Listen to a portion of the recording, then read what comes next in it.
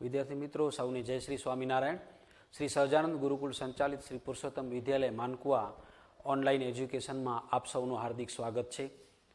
मित्रों, धोरण 10 गणित में प्रकरण 7 याम भूमिति जेमा आज आपणे विभाजन सूत्र अने मध्य बिंदुना याम शोधवानुं जे सूत्र छे अने तेना उपर आधारित केटलाक प्रश्नों छे जे तमने स्वाध्याय 7.2 में आवे छे ते गणी शकशो। तो एनी आपणे आजे चर्चा करीए।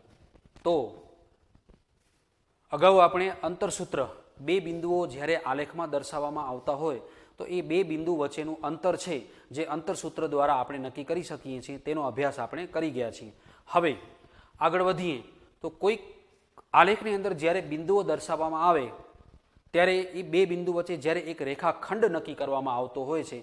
हवे ए रेखाखंडनी वच्चे कोई एक बिंदु लेवामां आवे, वच्चे लेवामां आवे अथवा तो कोई जे रेखाखंडनो जे भाग छे एमां कोईपण स्थान उपर एक बिंदु छे तो ए बिंदुना याम ज्यारे शोधवाना होय तो कई रीते आपणे शोधी शकीए तेनी आपणे वात करीए।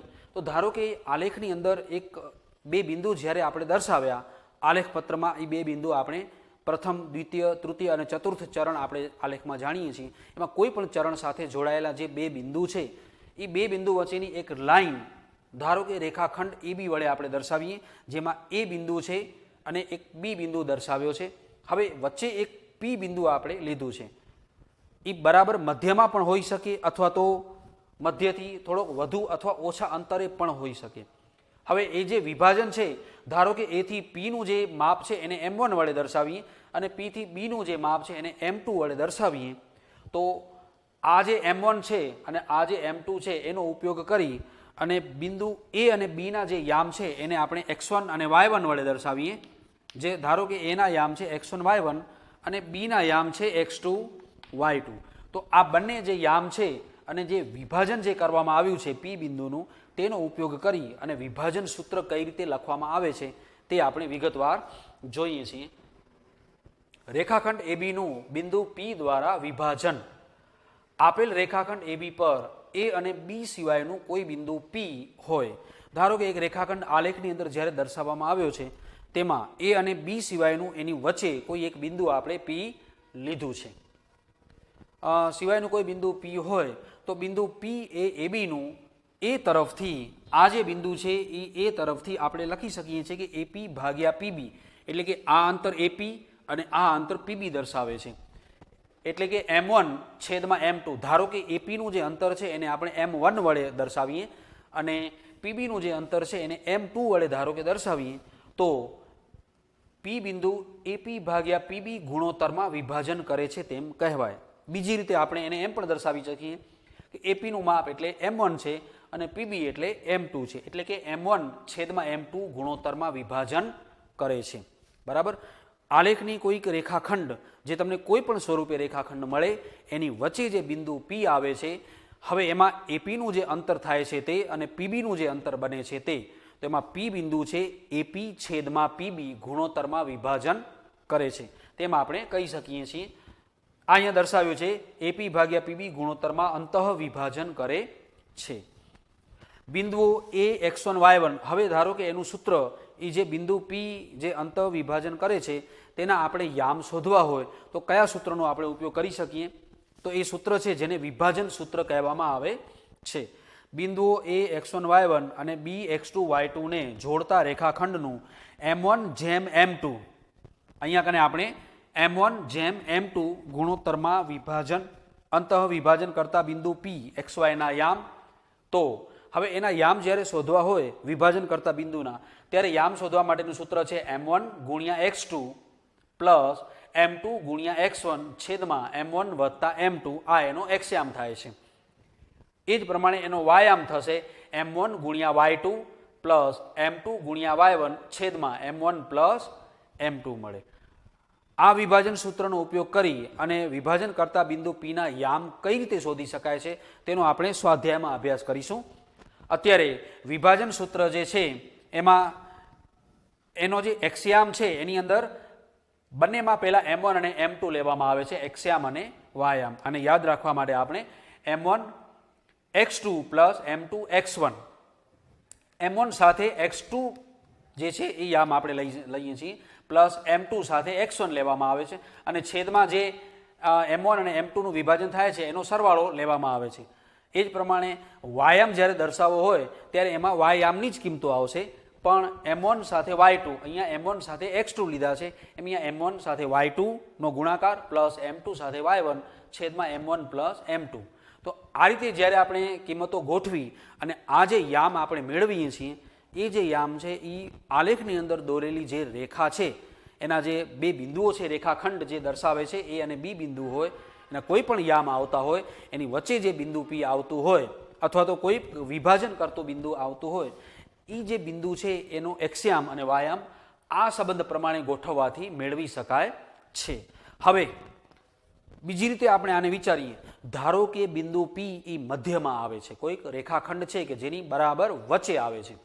હવે જો બિંદુ પી વચ્ચે આવતું હોય તો આપણે એમ કહી શકીએ કે એ થી પીનું જે અંતર છે અને પી થી બીનું જે અંતર થશે એ સમાન થશે, કારણ કે બરાબર મધ્યમાં આવે છે. જેટલું અંતર એ થી પીનું થાય એટલું જ અંતર પી થી બીનું થાય, જો પી એ બીની મધ્યમાં આવતો હોય તો.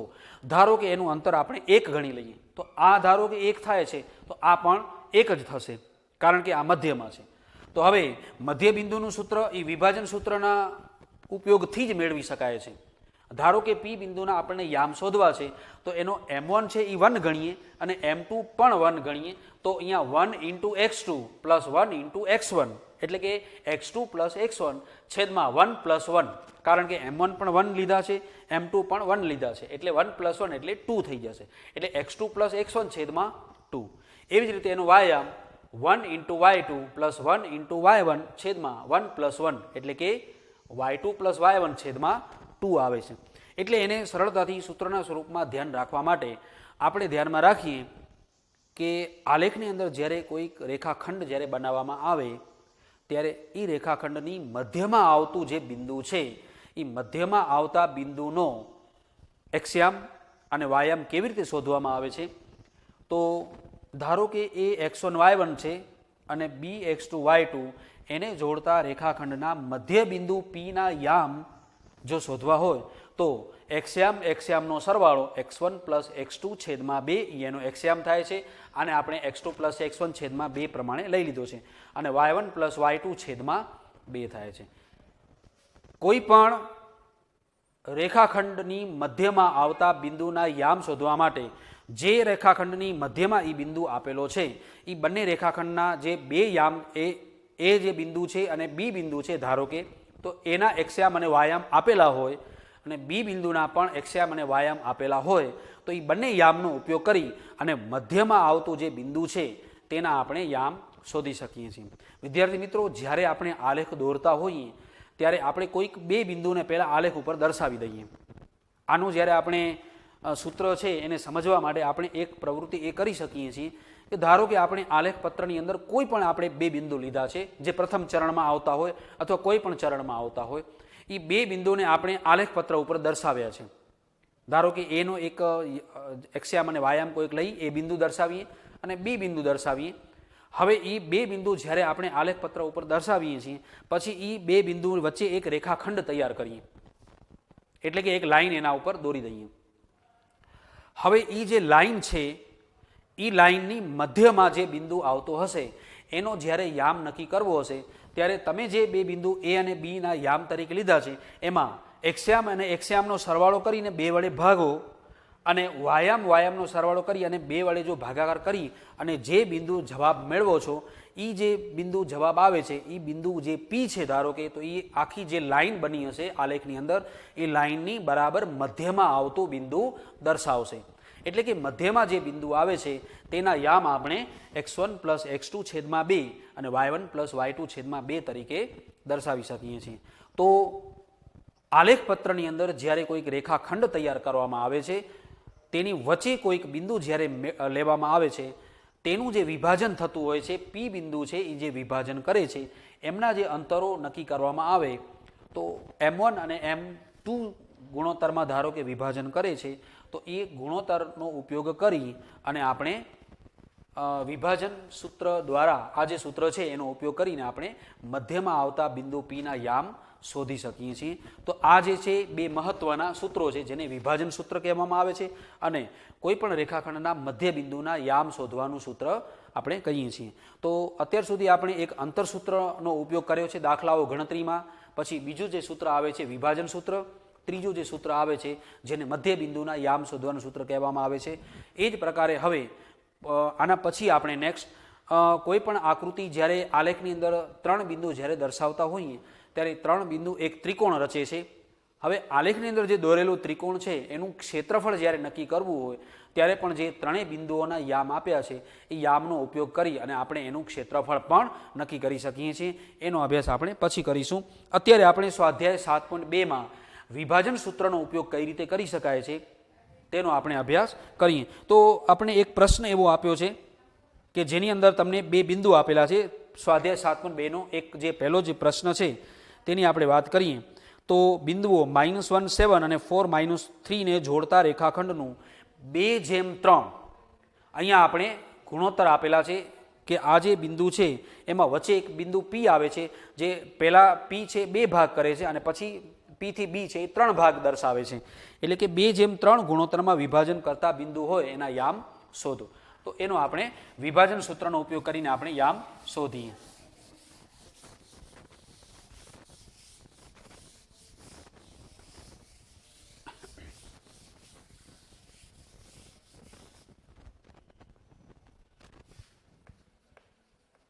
સ્વાધ્યાય 7.2 જેમાં પ્રશ્ન નંબર 1 આપણને આપેલો છે કે જેમાં બિંદુઓ -1 7 બિંદુઓ -1 7 અને 4 -3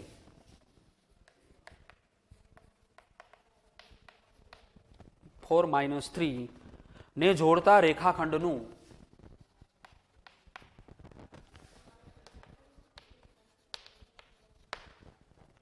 આ જે બે બિંદુ છે એ 2:3 ગુણોત્તરમાં વિભાજન કરતા 2:3 ગુણોત્તરમાં વિભાજન કરતા બિંદુના યામ શોધો.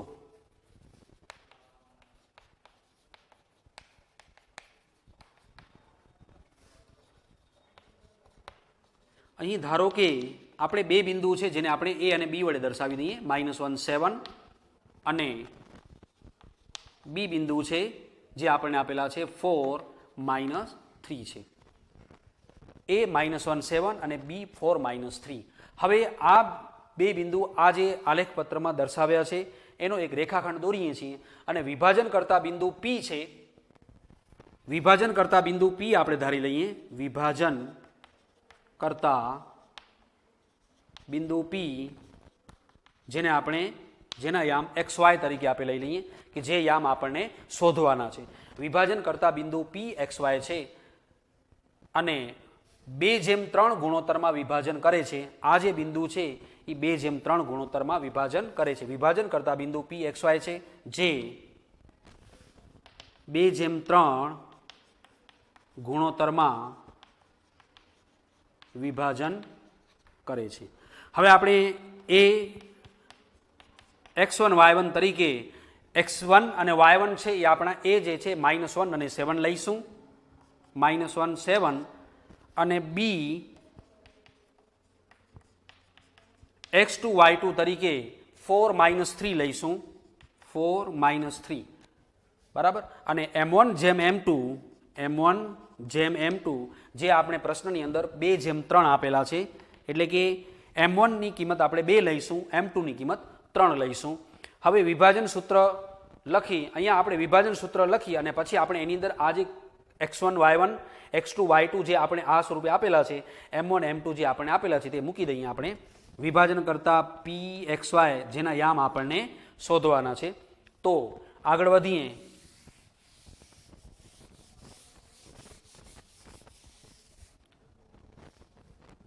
તો વિભાજન સૂત્ર જે આપણને છે હવે આપણી પાસે વિભાજન સૂત્ર m1x2 પ્લસ m2x1 છેદમાં m1 પ્લસ m2, આ જે એનો એક્ઝામ છે. m1y2 પ્લસ m2y1 છેદમાં m1 પ્લસ m2 માં કિંમત મૂકી દઈએ. કિંમત મૂકતા તો એનો એક્ઝામ આપણે કઈ રીતે મેળવી શકીશું?